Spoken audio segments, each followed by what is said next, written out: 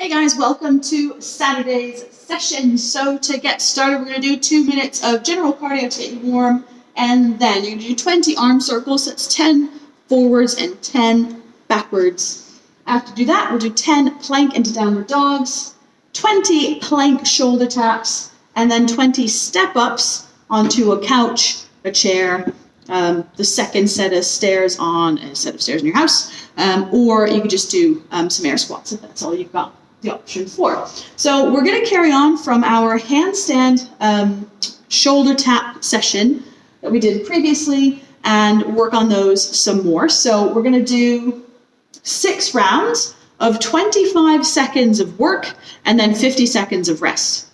Now our options for these are, number 1, either kicking up into a handstand or facing the wall and doing a wall walk, and then doing our shoulder taps. Now in that shoulder tap position, right, so if I'm in a handstand, if you're not overly confident going all the way to touch the shoulder, no matter which position you're in, whether you're kicking up to the wall or you're facing the wall in a wall walk, you can just start to work on just shifting your weight to one side, getting that hand up a little bit, putting it right back down again, shifting your weight to the other side, quick little tap. And it's really getting to grips with the idea of shifting your weight through the hips over one arm so that you're really stacked over that one arm, and then shifting back so that your weight is more stacked over that arm before you try to pick the other one up. It definitely helps to have the feet a little bit wider to help counterbalance you when you're doing that. If you're in a wall walk position, doesn't matter as much because you can push into the wall with the feet. Okay, so it'll be 20 seconds of practicing. Even if you can't quite get to the point where you can take your hands off the floor for the tap, it's worth working on shifting the weight side to side so that you do get to the point where you can do the tap. Now we also have the option of being on a box. Now with the box, we'll give you 2 options. You can either do your 20 seconds, 25 seconds of shoulder taps, or you can do something called an around the world. I call it an around the world, where in your handstand position, imagine this is a bigger box. Okay, so I'm in my handstand position, and rather than doing my taps, I could work on walking one way and then the other. So we're practicing that kind of concept of moving weight through the shoulders, moving ourselves around, loaded very, very upright through the top of the shoulders.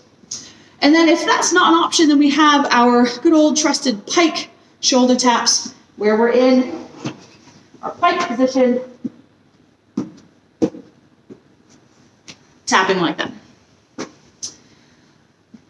All right, so as I said, we're going to do 6 sets of those. Then we've got a 15-minute AMRAP. We're going to do a little bit of prep work on our pistol squats beforehand, and then the workout itself will be 10 ground to overhead. If you've got a barbell, we're looking at 50-30 kilos, or our dumbbell or our kettlebell. And ground to overhead will mean, if I just grab my bright yellow one so you can see it, you have a choice. You can either do a clean into a press or a jerk, or you can do a snatch. Because all you need to do, the stipulation is get the bar or the weight from the ground to overhead. You've got the option, either clean and press or clean and jerk, or snatch. Totally up to you. Then you can mix and match, to be fair. Then we've got 20 box jumps. If you have a box, but you aren't comfortable or able to jump just because of the situation or dynamic of the space, then you could do 20 weighted step-ups or just 20 step-ups. The other option is to do 20 jumping squats. If you don't have anything that you can step up to, weighted or otherwise, just to get that dynamic of the jump, similar to what we would have if we were doing box jumps. And then we've got our pistols. So I'm just going to quickly talk to you about the pistol. The pistol is a one-legged squat, right, where we have our one leg up, and then we squat below parallel with the other leg. Now at home, it might be that you can hold onto a door frame and sit yourself down and then come up. But if you don't have anything like that and you're not comfortable, then what we can work on is our negative or our seated assisted pistol. Okay, so I'm going to show you from the front. I've got my stool. I'm going to pick my leg up. I'm going to sit myself down, and I'm going to stand up on one leg. Okay, now if the standing up part's too much, then we're just going to work it as a negative. Lower yourself down, put the other foot down and stand up. and then lower yourself down again. Okay, so we're putting some load through that leg, controlling our body weight on the way down with one leg, and then just standing ourselves back up. So that will help you to build strength for the single-legged pistol squat if you're not able to do them yet. Okay, so it's totally an option, and if you can, I'd recommend this. Pretty much everybody should be able to lower themselves down, and then if need be, just stand tall with both legs. Now, if that's uncomfortable, if you have bad knees or knee trouble at all, then I think what we'll suggest is doing a weighted split squat instead, holding a weight, being in our lunge position, and just coming up and down like this, okay? But I really want you guys to try that negative or the seated up and down for the pistol squat if you can. They're fun, and it's nice to mix it up.